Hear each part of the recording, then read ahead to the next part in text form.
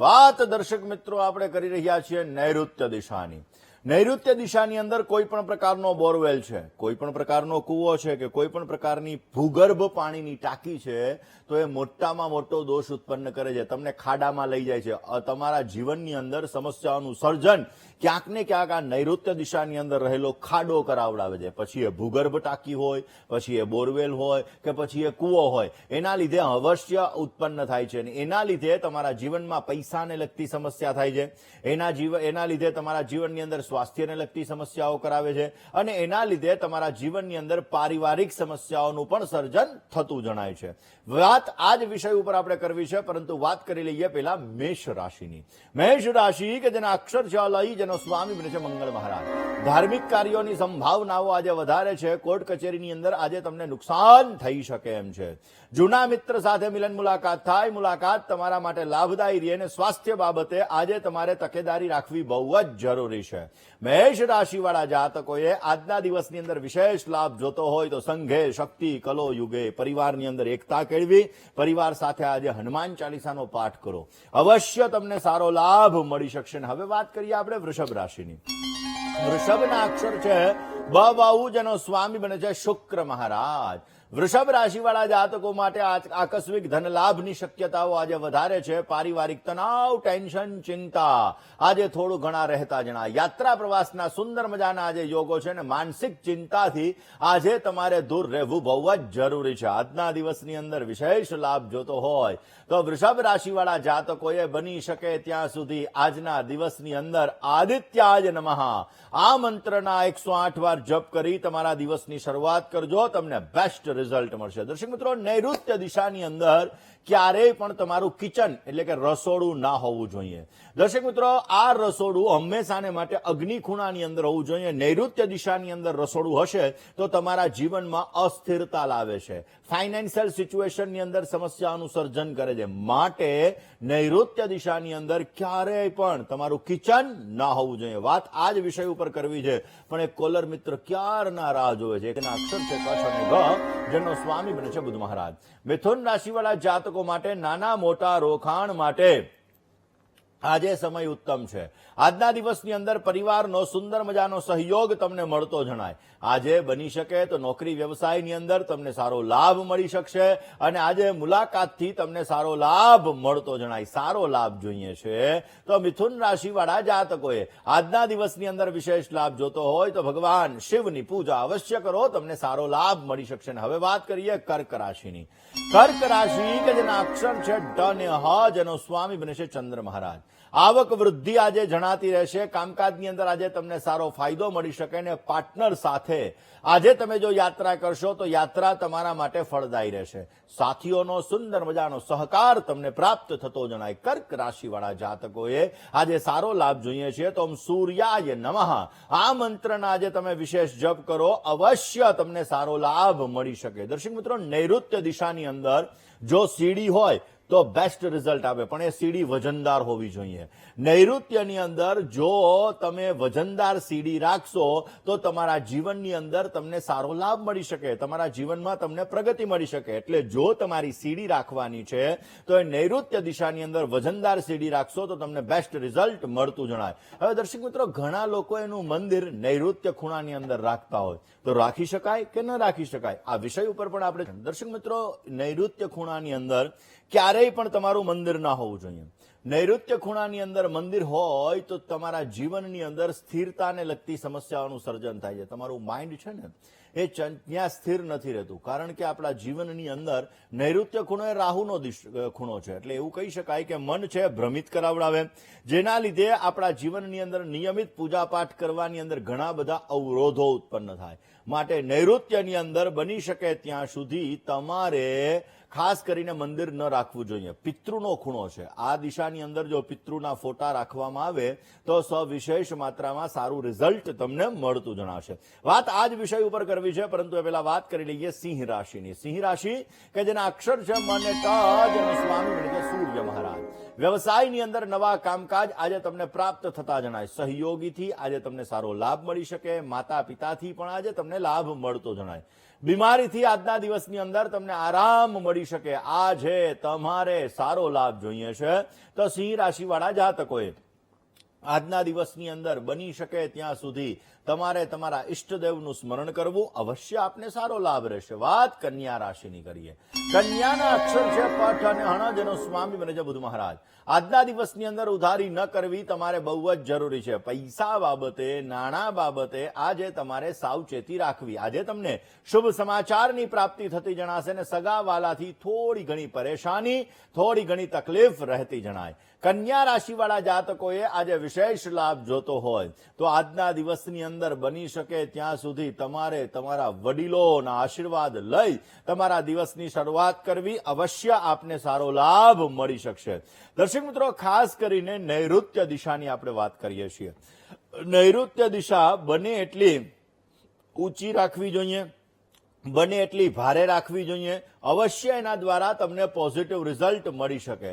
ઈશાનનો ભાગ નીચો રાખવો જોઈએ અને બને એટલો ખુલ્લો રાખવો જોઈએ. નૈઋત્ય દિશા બને એટલી ઊંચી રાખવી જોઈએ અને બને એટલી ભારી રાખવી જોઈએ. એનાથી તમારા જીવનની અંદર બેટર રિઝલ્ટ મળતું જણાશે.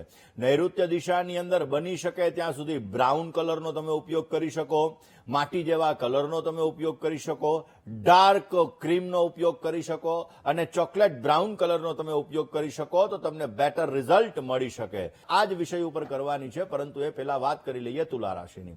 તુલા રાશિ કે જેના અક્ષર છે ર અને પ, જેનો સ્વામી બને છે શુક્ર મહારાજ. આજના દિવસની અંદર તમારે સ્વાસ્થ્ય બાબતે કાળજી રાખવી બહુ જ જરૂરી છે. આજે તમારા સ્વભાવને સરળ બનાવવો આવશ્યક રહેશે. યાત્રાથી આજે તમારે બચવું જોઈએ. તમારા કામકાજની આજે સરાહના થતી જણાય ને આજના દિવસની અંદર તમારે બેસ્ટ રિઝલ્ટ જોઈએ છે તો આજે બની શકે ત્યાં સુધી તમારે ઓમ સૂર્યાય નમઃ આ મંત્રના વિશેષ જપ કરો. બેટર રિઝલ્ટ મળશે. હવે વાત વૃશ્ચિક રાશિની કરીએ. વૃશ્ચિકના અક્ષર છે ન અને ય, જેનો સ્વામી બને છે મંગળ મહારાજ. ધોકાધડીથી તમારે બચવું બહુ જ જરૂરી છે. સંપત્તિ બાબતે વિચારીને નિર્ણય લેશો તો અવશ્ય સારો લાભ મળશે. આજના દિવસની અંદર તમને સાથીઓનો સુંદર મજાનો સહકાર મળતો જણાય ને સ્વાસ્થ્ય બાબતે આજે તમારે સાવચેતી રાખવી બહુ જ જરૂરી છે. આજના દિવસની અંદર વિશેષ લાભ મેળવવા માટે બની શકે ત્યાં સુધી તમે પરિવાર સાથે કોઈ ધર્મસ્થાનની અંદર દર્શન કરવા માટે જજો. પોઝિટિવ વાઇબ્રેશન મળશે અને સુંદર મજાનો તમને લાભ મળતો જણાય. દર્શક મિત્રો, નૈઋત્ય દિશાના દોષો કયા કયા? હવે સ્વાભાવિક રીતે દર્શક મિત્રો, નૈઋત્ય દિશાની અંદર એક તો વોશરૂમ હોય તો મોટામાં મોટો દોષ. નૈઋત્ય દિશાની અંદર ખુલ્લી બાલ્કની હોય તો પણ દોષ ગણાય. નૈઋત્ય દિશાની અંદર ખુલ્લો બાગ હોય, ખુલ્લી જગ્યા હોય, બોરવેલ હોય, કૂવો હોય, આ બધી વસ્તુઓ હોય, મોટી બારી હોય, મંદિર હોય, રસોડું હોય તો પણ મોટો દોષ ગણાય છે. ને નબળી બાઉન્ડ્રી હોલ પણ જો નૈઋત્ય દિશાની તમારી હોય ને તો એ પણ તમારો દોષ છે. માટે નૈઋત્યના દોષને તમારે વ્યવસ્થિત કરવો બહુ જ જરૂરી છે. હવે તમને એવો વિચાર આવે કે નૈઋત્યનો દોષ છે તો ઉપાયો કયા કરવા? તો ઉપાયની અંદર બની શકે ત્યાં સુધી આ દિશાની અંદર વધારે પડતો તમે વજન રાખો, બેસ્ટ રિઝલ્ટ મળશે. આ દિશાની અંદર મજબૂત કબાટને મૂકો, સારો ફાયદો પ્રાપ્ત કરાવશે. આ દિશાની અંદર બની શકે તો જાડા પથ્થરોનું ફ્લોરિંગ કરો, એનાથી પણ તમને બેસ્ટ રિઝલ્ટ મળી શકશે. અને આ દિશામાં જો કોઈ પણ પ્રકારનો ભેજ હોય, કોઈ પણ પ્રકારનું લીકેજ હોય તો એને તમે દૂર કરશો તો બેસ્ટ રિઝલ્ટ મળે. કારણ કે નૈઋત્યમાં દોષ આવશે એટલે તમારા ઘરમાં ઇલેક્ટ્રોનિક્સ આઇટમ બગડવાનું પ્રમાણ વધારે રહેશે. નૈઋત્યનો દોષ આવશે એટલે તમારા જીવનની અંદર એક્સિડેન્ટલી સમસ્યાઓનું પ્રમાણ વધારે રહેશે. નૈઋત્યનો દોષ આવશે એટલે તમારા સંબંધોની અંદર સમસ્યાઓનું પ્રમાણ વધારે રહેશે. નૈઋત્યની અંદર દોષ આવશે એટલે ઘરની અંદર અમુક વખતે એકલું રહેવાનું વધારે મન થશે. એટલે નૈઋત્યનો દોષ થોડું ઘણું ચીડિયાપણું પણ ઉત્પન્ન કરાવી શકે. માટે નૈઋત્યનો જો તમારે દોષ છે તો મજબૂત બાઉન્ડ્રી વોલ બનાવો, ભેદ લીકેજ બધી વસ્તુને તમે દૂર કરો અને બની શકે ત્યાં સુધી એ જગ્યાએ સ્વચ્છતા જાળવવા માટેના પ્રયત્ન કરો. અવશ્ય તમને સારો લાભ કરવી છે. કોલર મિત્ર સાથે સમસ્યાના સમાધાનની કરીએ. હેલો. જય ગણેશ. જય ગણેશ. મુકુલભાઈ. હાજી બોલો. અરે હું અમદાવાદ થી બોલું છું. બોલો ને. અરે મારે છે ને મારું વતન છે ને જામનગર છે, પણ મારા બાબાને અહીંયા જોબ લાગી ને તો હવે અમને અહીંયા નહીં ફાવતું. તો જામનગર એને સુટેબલ પડશે કે નહીં એનો નિરાકરણ માટે, અને એની જન્મ તારીખ છે 13/11/2000. સમય સમય બપોરે 3 થી 3:15 ની વચ્ચે છે. જન્મ સ્થળ? ધોરાજી છે. ચલો હવે આપણે જન્માક્ષરની વાત કરીએ. સ્વાભાવિક રીતે જામનગર સાથેની લેણા દેણી છે કે નહીં તમારા બાબાને? મીન લગ્નની કુંડલી છે. મીન લગ્નનો અધિપતિ ગુરુ મહારાજ પોતે બિરાજમાન છે પરાક્રમ ભુવનની અંદર. શનિ ચંદ્ર અને ગુરુની સાથે ત્યાં ચંદ્ર ગુરુનો ગજકેસરી યોગ થાય છે, ચંદ્ર શનિનો વિષ યોગ થાય છે. ઓલરેડી સપ્તમ સ્થાનની અંદર મંગળની રાશિ, મંગળ મહારાજ બિરાજમાન છે. શુક્ર અને કેતુ કર્મસ્થાનની અંદર છે અને અષ્ટમ સ્થાનની અંદર નીચસ્થ સૂર્ય અને બુધ બિરાજમાન છે. અમદાવાદ સાથે બહુ સારી લેણા દેણી છે. હવે વાત આવી જામનગરની, તો જામનગરની અંદર મહેનત કરવી વધારે પડશે, ફળનું પ્રમાણ એને થોડુંક ઓછું મળશે, એટલે કે 70%, 60 થી 70% જેટલી લેણા દેણી ત્યાં બની રહી છે. હવે વાત ચંદ્ર શનિના વિષ યોગની પૂજા અવશ્ય કરાવી લેવામાં આવે, જેથી અમુક સમય એનું માઇન્ડ જે કન્ફ્યુઝ થાય છે એ કન્ફ્યુઝન દૂર થાય, બેટર રિઝલ્ટ મળે. ગુરુનો ઓરિજિનલ પોખરાજ પેલી આંગળીમાં પહેરાવી લેજો, જેથી ભાગ્યમ ફલતી સર્વત્રમ, ભાગ્યનો સપોર્ટ મળે, સારો લાભ મળે અને દાંપત્ય જીવનની સુખાકારી પણ એને સારી એવી પ્રાપ્ત થાય, લગ્ન જીવનમાં પણ એને સારો લાભ મળે. એના માટે એને ગુરુનો નંગ અવશ્ય આપ પહેરાવી લેજો. વાત કુંભ રાશિની કરીએ. કુંભના અક્ષર છે ગ, શ, શ અને શ, જેનો સ્વામી બને છે શનિ મહારાજ. મિત્રોથી માનસિક વ્યથાનો આજે તમને અનુભવ થતો જણાય. મોટાની મીઠી નજર તમને લાગી શકે એમ છે. નોકરી વ્યવસાયની અંદર આજે તમને સારો લાભ મળે અને ભાગીદારી વર્ગથી મન મુટાવ થોડો ઘણો રહેતો જણાશે. આજે તમારે સારો લાભ જોઈએ છે તો ગરીબ વ્યક્તિની સેવા કરો, બેટર રિઝલ્ટ મળશે. વાત મીન રાશિની કરીએ. મીનના અક્ષર છે દ, ચ, ઝ અને થ, જેનો સ્વામી બને છે ગુરુ મહારાજ.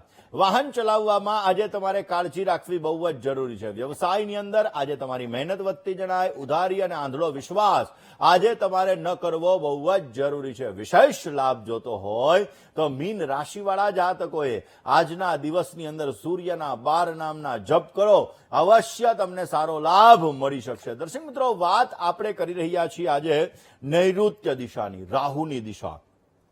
બહુ મહત્વની દિશા છે દર્શક મિત્રો, કારણ કે નૈઋત્યની દિશા આપણા જીવનની અંદર પ્રગતિ લઈને આવેલી છે.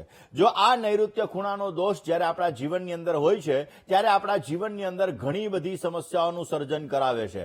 પૈસાની અંદર ઉતાર ચઢાવ આવે, સંબંધોમાં ઉતાર ચઢાવ આવે અને ઘણી બધી તકલીફોનો દોર પણ કરાવડાવે છે. દર્શક મિત્રો, તો ખાસ કરીને કયા ઉપાયો કરવા કે જેથી નૈઋત્યના દોષની અંદર તમને રાહત મળી શકે અને તમને બેસ્ટ રિઝલ્ટ મળતું જણાય. દર્શક મિત્રો, સ્વાભાવિક રીતે જ્યારે કુંડલી આપણા ઘરની અંદર અને આપણી ઓફિસની અંદર, ફેક્ટરીની અંદર નૈઋત્યનો દોષ હોય તો હંમેશાને માટે આપણે આ નૈઋત્યના દોષનું નિરાકરણ અવશ્ય કરવું જોઈએ. જો વોશરૂમ હોય તો એની રેમેડી કરી લેવી જોઈએ. સેંધા નમક એ તમારા વોશરૂમની અંદર રાખો તો એનાથી પણ તમને બેસ્ટ રિઝલ્ટ મળી શકે. તમારા ઘરના બ્રહ્મસ્થાનની અંદર કપૂર અને લવિંગ પ્રજ્વલિત કરવું એ પણ બહુ જ જરૂરી છે. નૈઋત્યની અંદર કોઈ પણ પ્રકારનો દોષ હોય તો આ દોષનું નિરાકરણ અવશ્ય આપણે કરી લેવું જોઈએ, નહીતર આપણા જીવનની અંદર સમસ્યાઓનું સર્જન થાય છે, પરિવારની અંદર તકલીફોનો દોર પણ વધી શકે છે.